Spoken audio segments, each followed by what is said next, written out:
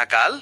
13 जुलाई 2025 रविवार का विस्तृत पंचांग और आपके लिए विशेष मार्गदर्शन। ये पंचांग आपको 13 जुलाई 2025 रविवार के दिन की गहन जानकारी प्रदान करता है, जिसे आप अपने जीवन के हर पहलू में उपयोग कर सकते हैं। यहाँ दिए गए समय केवल एक सामान्य संदर्भ के लिए हैं और आपके विशिष्ट स्थान पर सूर्योदय और सूर्यास्त के समय के अनुसार इनमें थोड़ा अंतर हो सकता है। तिथि और उनके गहरे अर्थ। कृष्ण पक्ष तृतीया लगभग सुबह 8:52 बजे तक।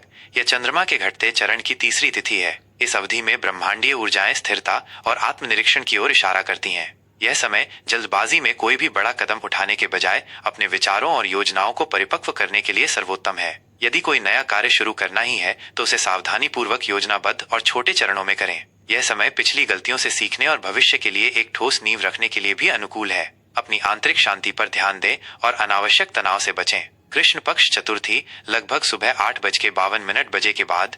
चतुर्थी तिथि का सीधा संबंध बाधाओं के विनाशक भगवान श्री गणेश से है। यह तिथि आपको अपनी चुनौतियों का सामना करने और उन्हें दूर करने की शक्ति प्रदान करती है। इस अवधि में गणेश जी की आराधना, उनके मंत्रों का जाप या केवल उन्हें याद करने से आपके मार्ग में आने वाली रुकावटें कम होती हैं। ये समय उन कार्यों के लिए विशेष रूप से शुभ है जहां आपको दृढ़ता, संकल्प और किसी भी कठिनाई पर विजय पाने की आवश्यकता है। अपनी परियोजनाओं में सफलता सुनिश्चित करने के लिए गणेश जी का आशीर्वाद लेना न भूलें। नक्षत्र और उनकी अद्भुत शक्तियां।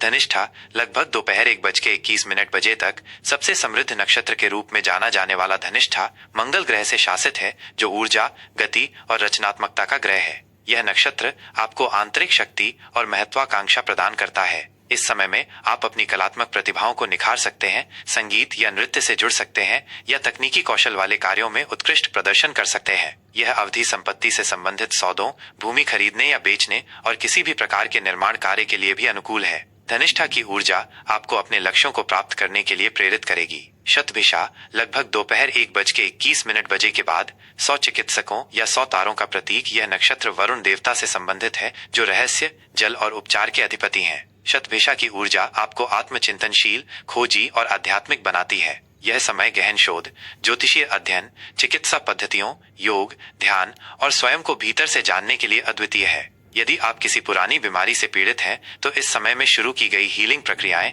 या डिटॉक्सिफिकेशन, शरीर शुद्धि विशेष रूप से प्रभावी हो सकते हैं। यह नक्षत्र आपको अपनी अंतर्ज्ञान शक्ति को विकसित करने में मदद करता है। करण और उनकी दैनिक दिशा। वाणिज्य लगभग सुबह 8:52 तक। यह एक व्यापार करण है जो धन संबंधी लेन देन, क्रय विक्रय और व्यापारिक सौदों के लिए अत्यधिक शुभ है। इस अवधि में किए गए व्यावसायिक निर्णय और वित्तीय निवेश लाभदायक सिद्ध हो सकते हैं। विष्टे भद्रा लगभग रात 9:27 तक। भद्रा को ज्योतिष में एक अग्निकरण माना जाता है, जो कुछ शुभ कार्यों के लिए प्रतिकूल होता है। इस दौरान विवाह, गृह प्रवेश, मुंडन या किसी नए उद्यम की शुरुआत जैसे मांगलिक कार्य टालने चाहिए। हालांकि यह समय शत्रुओं पर विजय पाने, कानूनी मामलों को सुलझाने या किसी नकारात्मक ऊर्जा को दूर करने के लिए उपयुक्त हो सकता है। भव लगभग रात 9:27 के बाद। यह एक रचनात्मक करण है जो सभी प्रकार के शुभ कार्यों, विशेष रूप से रचनात्मक परस्यूट्स, कलात्मक एंडेवर्स और धार्मिक अनुष्ठानों के लिए अनुकूल है। योग और उनके जीवन पर प्रभाव।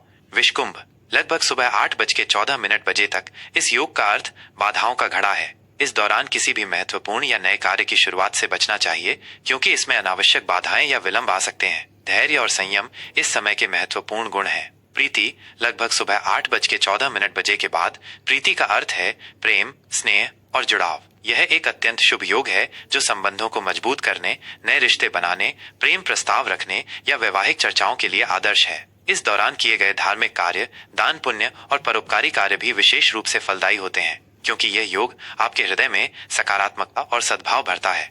दिवसीय कालचक्र और उनका आध्यात्मिक महत्व।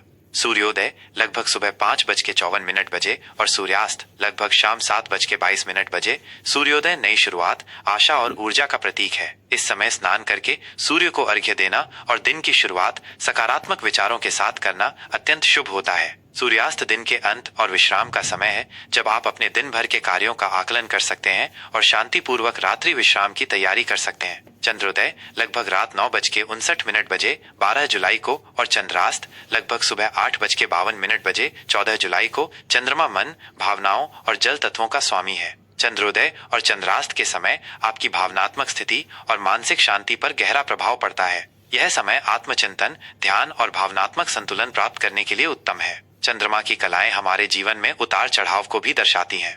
सांस्कृतिक और पंचांगीय संदर्भ।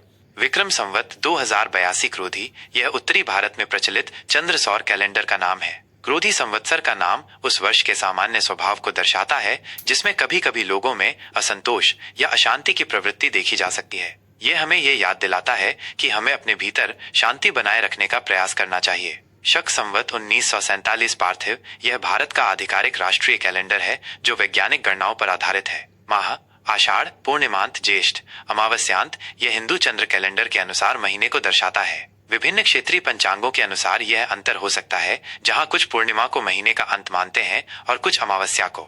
शुभ और अशुभ समय। सामान्य मार्गदर्शन। शुभ मुहूर्त, सकारात्मक ऊर्जा का प्रवाह। ये वे समय हैं जब ब्रह्मांडीय ऊर्जाएं आपके प्रयासों का सर्वाधिक समर्थन करती हैं।